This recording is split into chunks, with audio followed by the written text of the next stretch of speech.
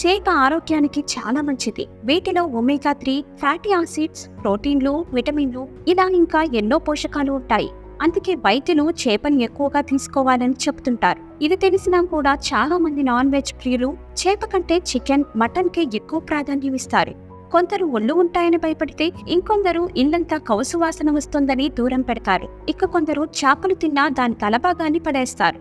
వాస్తవానికి చేపల తలలో అధిక పోషక విలువలు ఉంటాయి. కొంతమంది చేప తల తింటారు, కానీ ఆ తలలో ఉండే కళ్ళను చీ అంటూ వదిలేస్తారు. నిజానికి ఆ కళ్ళల్లో కూడా అద్భుతమైన పోషకాలు ఉంటాయి. చేప కళ్ళను తింటే కంటి చూపు మెరుగుపడుతుంది. కళ్ళకు మాత్రమే కాదు, గుండె ఆరోగ్యానికి కూడా చేప కళ్ళు చాలా మంచివి. చేప కళ్ళల్లోని పోషకాలు గుండె పనితీరును మెరుగుపరుస్తాయి, గుండెపోటు లాంటి సమస్యలను దూరం చేస్తాయి.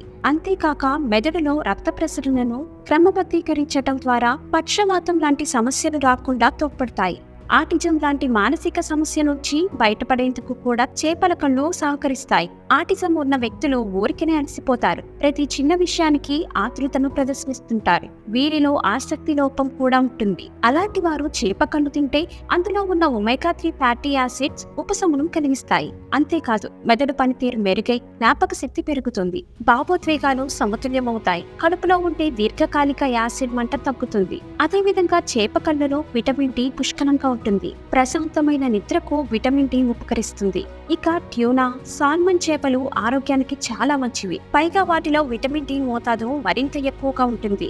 చేపలు క్యాన్సర్ ప్రమాదాన్ని చాలా వరకు తగ్గిస్తాయి, జీర్ణక్రియను మెరుగుపరుస్తాయి. నోరు, స్వరపేటిక, పెద్ద పేగు, క్లోమం వంటి అవయవాలకు వచ్చే క్యాన్సర్ ను చేప మాంసం తగ్గిస్తుందని America general of technical nutrition అధ్యయనంలో తేలింది.